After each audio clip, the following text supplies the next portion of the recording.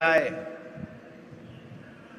तो वे समस्त साधन समुदाय उनके अनुष्ठान से जन्य जो पुण्य है वह एक बार श्री राम नाम के उच्चारण के पुण्य के 16वें अंश की भी बराबरी नहीं कर सकता है। अब आप सोच लो, लेकिन बस समस्या यही है, कठिन कठिन चीज में सबका प्रेम है, जो सबसे सुलभ है, सबसे सरल है, सबसे सस्ता है, उसमें लोगों को प्रेम नहीं, उसमें विश्वास नहीं। एक ही एक सिखावत, सब एक दूसरे को सिखा रहे हैं कि राम राम करो, राम राम करो। वृद्ध बालकों को सिखा रहा है, क्यों शोर हल्ला गुल्ला मचा रहे हो, शोरगुल कर रहे हो, राम राम करो, भजन करो। खुद भजन नहीं कर रहा बुढ़ा, बच्चों को कह रहा भजन करो। और बालक कह रहे हैं काएं काएं लगा रखी है, सवेरे से कान खाए जा रहे हो, बैठ के माला नहीं फेर सकते, राम राम नहीं कर सकते। बालक बूढ़े को, बूढ़ा बालक को, एक दूसरे को सब सिखा रहे हैं, वक्ता श्रोताओं को और श्रोता वक्ता को। लेकिन जपत ना आप, सब एक दूसरे को प्रेरणा दे रहे हैं लेकिन खुद भजन नहीं करते। क्यों जपते नहीं? तुलसी नाम प्रेम कर बाधक पाप। ये बिल्कुल पक्का सिद्धांत है स्वामी जी। आप जितना अधिक निष्पाप होते चले जाएंगे, आपकी भगवान नाम में उतनी अधिक प्रीति बढ़ती चली जाएगी।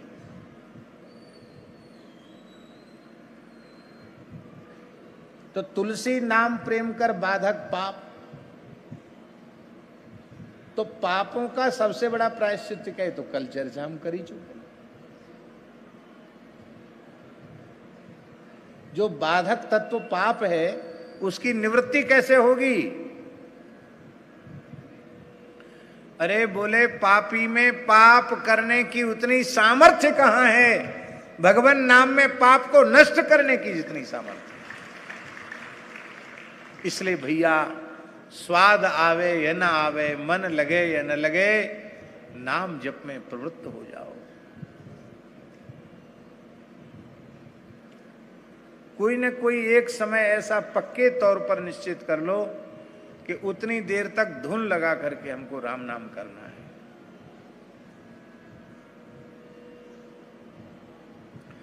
वैसे तो प्रातःकाल जगने से लेकर सोने तक अपने शरीर की क्रिया करते हुए भी जब वाचिक संभव हो तब वाचिक, नहीं तो मानसिक नाम का जप करते रहें, उससे विमुख न हो, हर क्षण नाम का आश्रय बना रहे।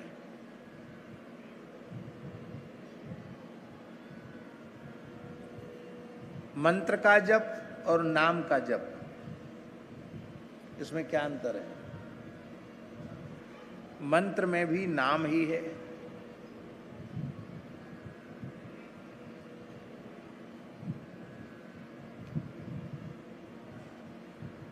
मंत्र जप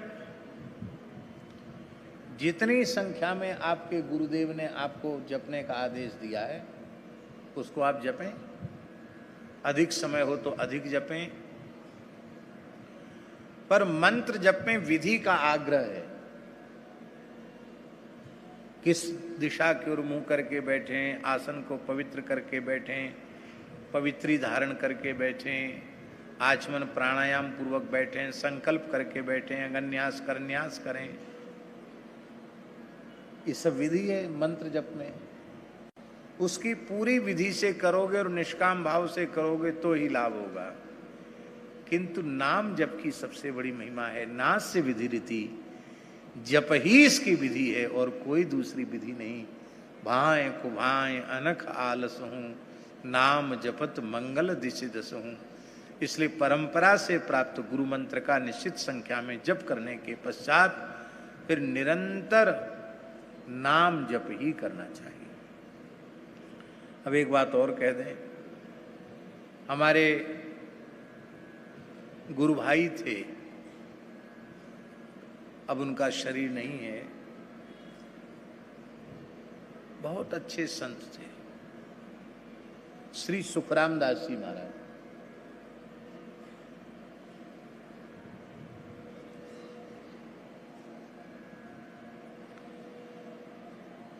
पूज्य सदगुरुदेव पहाड़ी बाबा से दीक्षा उन्होंने 5 वर्ष की आयु में ले ली थी। कितनी आयु में? ब्रजवासी थे, जमुनापल्ली पार के टेंटी गांव के। उनकी मैया वृंदावन दर्शन करने आती थी, मैया खाक शौक में आती थी, तो मैया ने ही 5 वर्ष की आयु में सुखराम दास जी के पिताजी पधार गए थे। घर का नाम सुखदेव था, यहां महाराज जी ने सुखराम दास नाम रखा। तो 5-6 वर्ष की आयु में दीक्षा हुई महाराज जी, और महाराज जी ने षडक्षर राम तारक मंत्र आज दिया। उसके जप का इतना अभ्यास उनको हो चुका था कि अहर्निश मंत्र आज ही चलता था, अहर्निश, दिनों रात। तो एक बार हमारी कथाएं बड़े प्रेम से सुनते थे। बोले महाराज अब मेरे तो अभ्यास ही दूसरा ने, मैं क्या करूं। मैंने कहा अब आपको तो गुरु महाराज की कृपा से जो होना था वो हो गया, अब आप चिंता मत करो। बोले हम सोते हैं तो भी चलता है, जगते हैं तो भी चलता है, निरंतर चलता है। और आपको सुनकर आश्चर्य होगा, संख्या पूर्वक 2 लाख से ऊपर मंत्राज का जप नित्य कर लेते थे।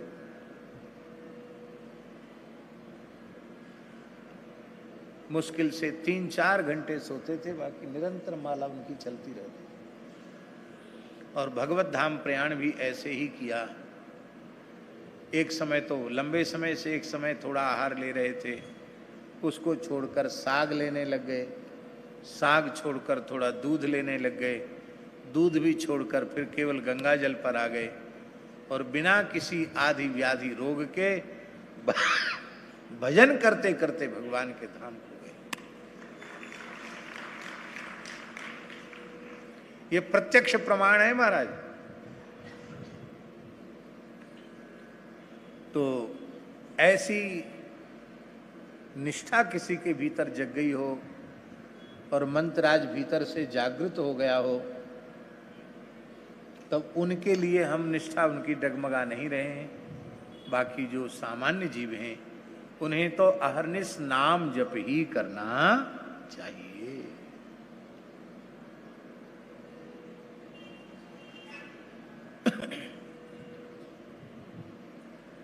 श्री अग्रदेवाचार्य जी महाराज के द्वारा मंत्रार्थ लिखा गया है, संस्कृत में, इनकी संस्कृत रचना है, जिसमें षडक्षर श्री राम तारक मंत्राज, जानकी जी का मंत्राज, मंत्रद्वय, चरम मंत्र, इस सबको संस्कृत में लिखा गया है। दास का विचार है कि निकट भविष्य में उसको टीका सहित प्रकाशित किया जाए। तो आचार्य चरण मंत्राज का जप न करते हो ऐसी बात तो नहीं, पर नाभा जी लिखते हैं, रसना निर्मल नाम मनहु बरसत धारा धर, रसना निर्मल नाम मनहु बरसत धारा धर। श्री अग्रदेवाचार्य जी की वाणी से निरंतर श्री युगल नाम ऐसे प्रकट होता था जैसे सावन भादों में कभी कभी झिर खुल जाती है, घनघोर वर्षा होने लग जाती है, वर्षा की झड़ी लग जाती है, फिर रुकने का नाम नहीं लेती है वर्षा। ऐसे ही आचार्य चरण के केवल जिह्वा से श्री सीताराम नहीं, एक एक निमिष के आधे क्षण में प्रत्येक रोम कूपों से करोड़ों करोड़ों युगल नाम प्रकट होते हैं। इसलिए मनहु बरसत धाराधर, जैसे सावन भादों में बहुत घनघोर वर्षा हो, ऐसे रोम रोम से युगल नाम प्रकट होता है।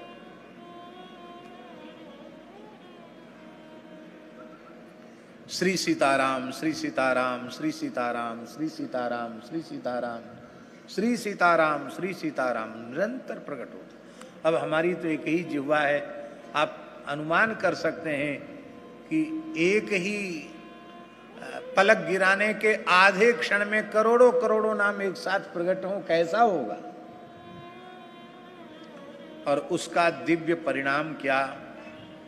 उसका दिव्य परिणाम यह था कि अपने नेत्रों से अपलक श्री स्वामी अग्रदेवाचार्य जी महाराज अपने नेत्रों से अपलक श्री राम जी की अत्यंत रहस्यात्मक लीलाएं, जो मधुर उपासना की अत्यंत लीलाएं, गुह्य लीलाएं हैं, जिन्हें नित्य विहार कहा जाता है, नित्य केली कहा जाता है, उसको अपलक नेत्रों से निरंतर देखते रहते थे। ये उसका परिणाम है।